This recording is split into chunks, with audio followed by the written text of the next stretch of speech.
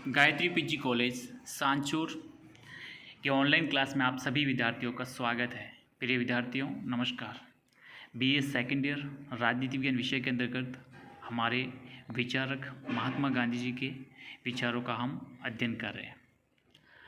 हमने गांधी जी के प्रमुख विचार का अध्ययन करने के बाद में आज का हमारा टॉपिक है गांधी और मार्क्स के विचारों का तुलनात्मक अध्ययन। देखिए, आपने मार्क्स को पढ़ा है, कार्ल मार्क्स के विचारों का और गांधी जी, क्योंकि दोनों के विचार काफ़ी साम्यता रखते हैं, काफ़ी समानता है और कुछ असमानता भी हैं। तो आपकी परीक्षा की दृष्टि से महत्वपूर्ण, उपयोगी और एक महत्वपूर्ण तुलनात्मक अध्ययन के रूप में जिसकी साम्यता होती है उसी के साथ ही हम तुलना कर सकते हैं। तो आज हम डिस्कशन करेंगे गांधी और मार्क्स के विचारों का तुलनात्मक स्टडी अध्ययन। तो सबसे पहले हम देखेंगे समानता, कि गांधी और मार्क्स किन मुद्दों पर, किन विचारों पर अपनी जो राय है वो समान रखते हैं। दोनों में समानता दिखाई देती है कि गांधी का भी यही मत है और मार्क्स का भी यही मत है। ठीक है, तो दोनों में जो समानता है उसको पहले अपन स्पष्ट करते हैं। तो देखिए, दोनों ही महान विचारक सामाजिक अन्याय का जबरदस्त तरीके से विरोध करते हैं। वो कहते हैं समाज में किसी भी एक वर्ग के द्वारा दूसरे वर्ग का शोषण नहीं होना चाहिए।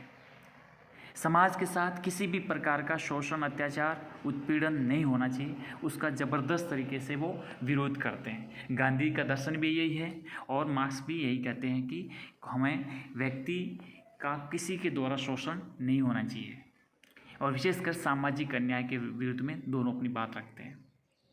साथ ही साथ आपको पता है कि गांधी जी भी राज्य के विरोधी हैं, अर्थात अराजकतावादी हैं। वो राज्य के अस्तित्व में विश्वास नहीं करते हैं। और मार्क्स भी कहते थे कि मैं राज्यहीन, वर्ग विहीन राज्य की स्थापना करना चाहता हूं, और जो साम्यवादी शासन के रूप में होगा। तो दोनों का जो अंतिम लक्ष्य है वो राज्यहीन, वर्गहीन समाज में विश्वास रखते हैं। और जो समाज का शोषित, पीड़ित, वंचित वर्ग है उसका दोनों ने समर्थन किया है।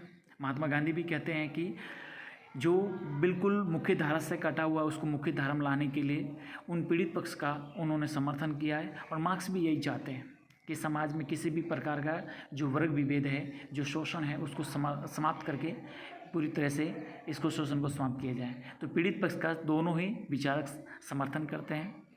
और गांधी जी और मार्क्स दोनों श्रम के लिए आग्रह, यानी मेहनत को सर्वोपरि मानते हुए अपना आग्रह करते हैं। साथ ही इनका जो दर्शन है वो मानवतावादी दर्शन है।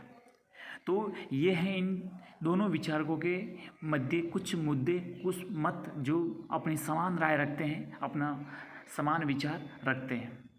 अब हम देखेंगे कि दोनों के मध्य किस प्रकार की असमानता है।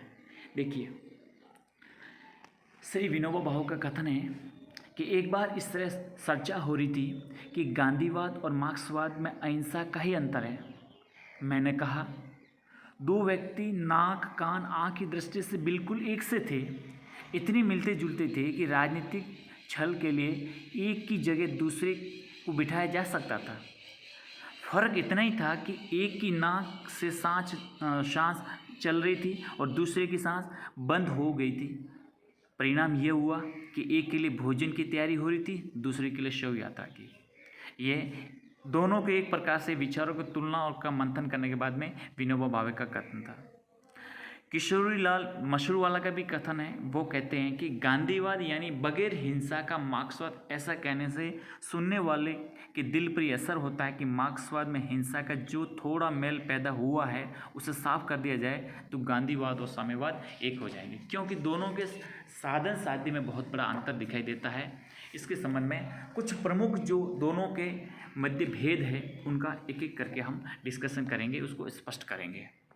ठीक है, तो आइए सबसे पहले हम अंतर देखते हैं कि दार्शनिक आधार पर भेद।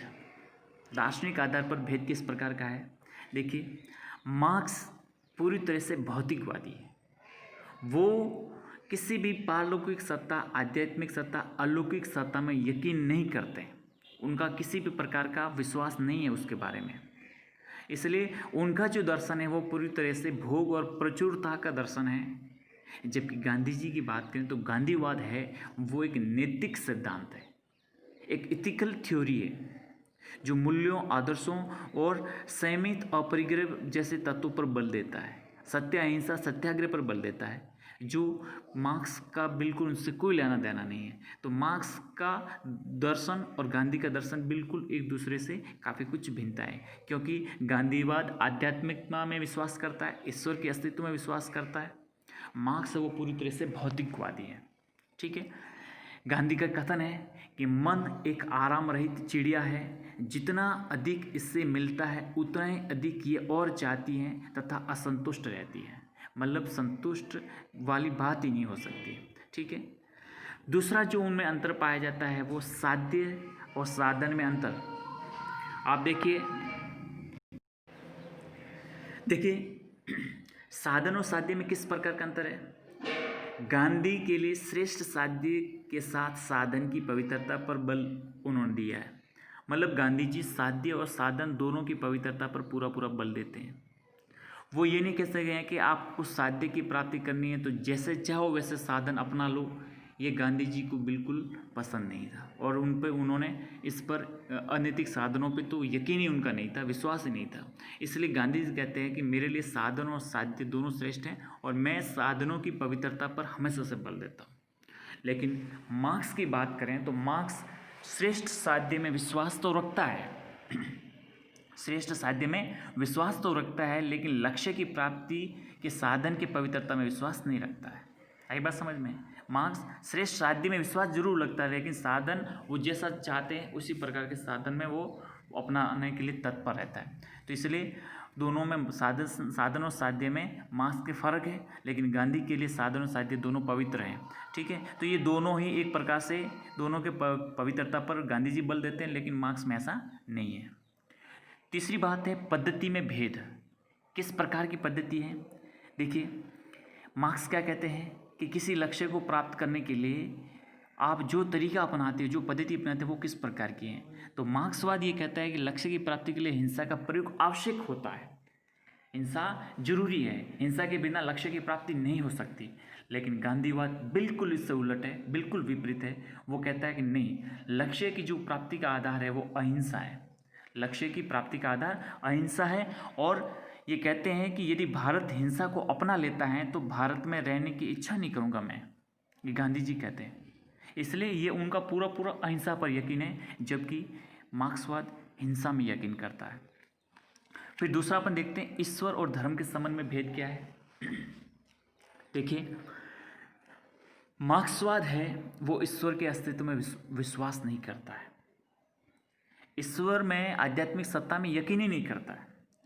वो तो धर्म को एक प्रकार का ढोंग समझता है, अफीम का नशा समझता है। धर्म को बौखलाने बेवकूफ़ बनाने वाली बातें हैं, ऐसा मानता है मार्क्स।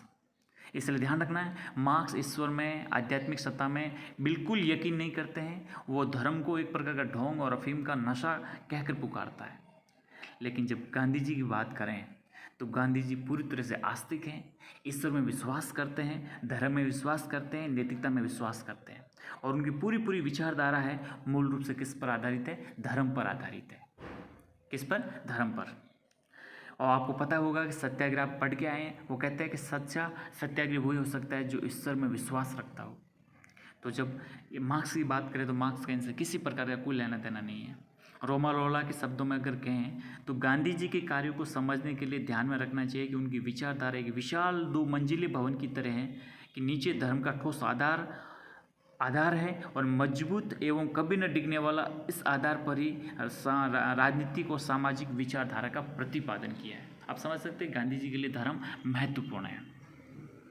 अगला है अंतर वर्गों के पारस्परिक संबंध में भेद, कि जो अलग अलग वर्ग हैं उनमें किस प्रकार का जो संबंध है उसके संबंध में क्या राय रखते हैं। तो पहले देखते हैं मार्क्सवाद ये मानता है कि समाज में शोषक और शोषित 2 वर्ग होते हैं जिनके परस्पर विरोधी हित होते हैं, और परस्पर विरोधी हितों के कारण उनमें संघर्ष अवश्यंभावी है, संघर्ष अनवरत चलता रहता है।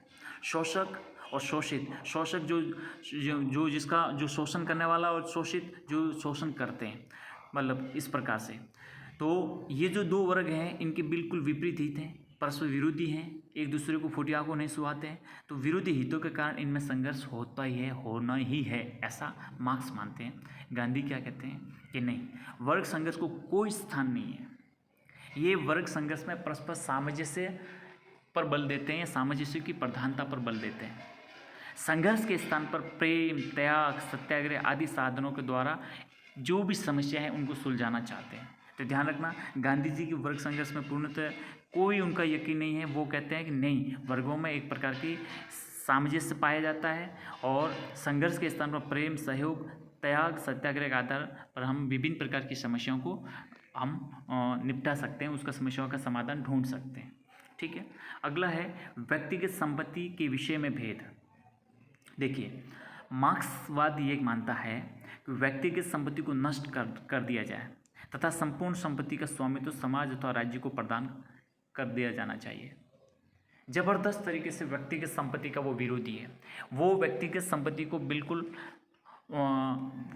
अस्तित्व रखना ही नहीं चाहते और जो भी संपत्ति है वो बिल्कुल उसका स्वामित्व है वो समाज या राज्य को सौंप दिया जाना चाहिए। लेकिन राज्य को भी कुछ समय के लिए, अंतिम तो समाज के हाथों में रहेगा जब साम्यवादी शासन की स्थापना हो जाएगी। लेकिन गांधीवाद क्या कहता है कि व्यक्तिगत संपत्ति को अपने आप में कोई बुराई नहीं है। व्यक्तिगत संपत्ति अपने आप में कोई बुराई नहीं है और नहीं उसे नष्ट करना चाहते हैं। गांधीवाद भोग विलास की निंदा करते हैं, ऐश्वर्यपूर्ण जीवन जीते हैं उसकी निंदा करते हैं। वह संपत्ति के संग्रहकर्ता को स्वामी नहीं परंतु संरक्षक बनाकर रहना चाहते हैं। मतलब आप समझिए कि किसी व्यक्ति के पास बहुत सारी संपत्ति है तो उसको गांधी जी का क्या है न्याय सिद्धांत, वो स्पष्ट करते हैं कि आप अपनी जो मूलभूत आवश्यकता है उनकी पूर्ति करने के बाद में जो भी आपके पास शेष धन जो बचता है उसको समाज के लिए खर्च करें, समाज के लिए वो रखें। आपको उसमें केवल आप उसके ट्रस्टी हो, उसके संरक्षक हो, वास्तविक अधिकार किसका है? समाज का है। आपको समाज के लिए खर्च करना है। लेकिन ध्यान रखें, आप अपने स्वार्थ के लिए, आप अपने भोगपूर्ण जीवन, आप अपने ऐश्वर्यपूर्ण जीवन जीने के लिए वो संपत्ति आप खर्च नहीं कर सकते, क्योंकि ये संपत्ति समाज की है, आप केवल ट्रस्टी हो। इस प्रकार ये बल देते हैं। तो आप समझ सकते हैं कि व्यक्तिगत संपत्ति की गांधी विरोधी नहीं है और संपत्ति को समाज हित में जो भी खर्च करनी है उसके लिए वो अपनी बात रखते हैं। ठीक है, तो यहाँ पर भी दोनों के विचारों में पूर्णतः भेद पाया जाता है। फिर लोकतंत्र के संबंध में भेद की बात करें तो मार्क्सवाद लोकतंत्र में विश्वास बिल्कुल नहीं करता है। लोकतंत्र में बिल्कुल उनका यकीन नहीं है। वे लोकतंत्र को निरर्थक, निकम्मा और पूंजीपतियों का एक मजाक कहकर पुकारता है। कौन? मार्क्स। किसी प्रकार के डेमोक्रेसी में नहीं, ये तो एक प्रकार का मतलब कमज़ोर, निरर्थक, निकम्मे लोग और जो पूंजीपति उनका एक मजाक, और कुछ ही नहीं है। गांधीवाद क्या कहते हैं कि मैं लोकतंत्र का समर्थक हूँ। इनके अनुसार व्यक्ति के व्यक्तित्व के विकास के लिए लोकतांत्रिक पद्धति ही उपयुक्त है। मतलब व्यक्ति के जीवन के लिए, व्यक्ति के अपने स्वतंत्रता के लिए, व्यक्ति के व्यक्तित्व के विकास के लिए, अपने सर्वांगीण और चौमुखी विकास के लिए बेहद जरूरी है लोकतंत्रात्मक व्यवस्था या लोकतांत्रिक पद्धति का अस्तित्व होना। इसलिए गांधीवाद पूरी तरह से लोकतंत्र का समर्थक है। ठीक है, ट्राटस्की का कथन है कि लोकतंत्र एक निकम्मा और निरर्थक स्वाग है। हम सर्वहारा वर्ग के नाम पर इसका प्रतिकार करते हैं, जो मार्क्सवाद से अपने साम्यता रखते हैं। ठीक है, अगला है मानव की स्थिति के संबंध में भेद। मानव की स्थिति के संबंध में क्या है इनका विचार? देखिए, गांधी जी के लिए मानव सर्वप्रथम है और मानवता उनकी सर्वोच्च विचारधारा है। आई बात समझ में? मानव और मानवता, मानव समाज, ये गांधी जी की विचारधारा में महत्वपूर्ण स्थान है। ठीक है, लेकिन मार्क्सवाद ने इस पूरे सिद्धांत की, मानवतावाद की पूरी नितांत अवहेलना की है। प्रोफेसर मजूमदार का कथन है कि गांधी जी की राजनीतिक दर्शन की सौर प्रणाली में मानव सूर्य है, कि जिस प्रकार से इस ब्रह्मांड में सूर्य है जो सबको प्रकाशमान करता है, उसी प्रकार से गांधी जी के संपूर्ण दर्शन में इस जो सूर्य है वो कौन है? मानव है। अंतिम है उनका केंद्रीकरण और विकेंद्रीकरण के संबंध में जो भेद है। देखिए, मार्क्सवाद औद्योगिकरण में विश्वास करता है। विशाल उद्योग की स्थापना के साथ साथ उत्पादन बढ़ाने और उद्योगों का अधिक मशीनीकरण करना चाहता है। वर्तमान समय की व्यवस्था का ही विस्तार करने के पक्ष में है, जिसके अंतर्गत बड़े बड़े पैमाने पर उत्पादन का कार्य किया जा सकता है। गांधीवाद क्या कहता है कि वर्तमान व्यवस्था को दोषपूर्ण मानते हैं। वो औद्योगिकरण के स्थान पर अर्थात बड़े बड़े उद्योग या वृहद उद्योग के स्थान पर कुटीर उद्योगों को प्रोत्साहन और प्रधानता देने के पक्ष में है। बड़ी बड़ी मशीनों के स्थान पर और बड़े बड़े कारखानों के स्थान पर एक छोटी सी सामाजिक व्यवस्था के लिए जो छोटे कुटीर उद्योग हैं, जो गृह उद्योग के रूप में जाना जाते हैं, उस प्रकार की व्यवस्था को वो लागू करना चाहते हैं। ठीक है, तो कह सकते हैं कि यहाँ पर काफ़ी जो विनोबा कहते हैं कि दोनों दर्शन में काफ़ी भिन्नता है, तो ऐसा लगता है कि दोनों एक दूसरे को निगलने के लिए तैयार हैं। तो ये हमने देखी आज कि गांधी और मार्क्स में किस प्रकार की समानता है और किस प्रकार के किन किन मुद्दों पर अपने जो विचार है वो बिल्कुल विपरीत हैं, उलट है। ठीक है, तो आप ये मैंने स्पष्ट किया। एक छोटा सा टॉपिक है अधिकार और कर्तव्य। देखो, गांधीवादी दर्शन में अधिकारों की अपेक्षा कर्तव्यों पर सबसे ज़्यादा बल दिया है, अधिकारों से ज़्यादा कर्तव्यों पर बल दिया है, क्योंकि अधिकारों का पालन तब हम अच्छे ढंग से कर सकेंगे जब हमें कर्तव्य का पालन करने की भी एक अच्छे तरीके से कर्तव्य, मतलब ड्यूटी समझे, अपनी कर्तव्य समझे कि इस अधिकार का के लिए मुझे क्या कर्तव्य है। इसलिए गांधी कहते हैं कि कर्तव्य पालन का अधिकार ही सर्वोच्च अधिकार है। कर्तव्य पालन के बिना किसी भी प्रकार के अधिकार की कल्पना नहीं की जा सकती है। गांधी कहते हैं कि अधिकारों का वास्तविक स्रोत कर्तव्य है, और यदि हम कर्तव्य का पालन करें तो अधिकार हमसे दूर नहीं रह जाएंगे, लेकिन यदि हम कर्तव्य को अधूरा छोड़कर अधिकारों के पीछे दौड़ेंगे तो अधिकार हमसे मृत तृष्णा की भांति हमारे से बहुत दूर होते चले जाएंगे। इसलिए कहते हैं कि कर्म कर्तव्य है, फल अधिकार है। ये गांधी जी का कर्तव्य समझ। इसलिए आप कहें कि कभी प्रश्न पूछा जाए तो आप बता सकते हैं कि गांधी जी अधिकार से भी ज़्यादा कर्तव्य पर बल देते हैं।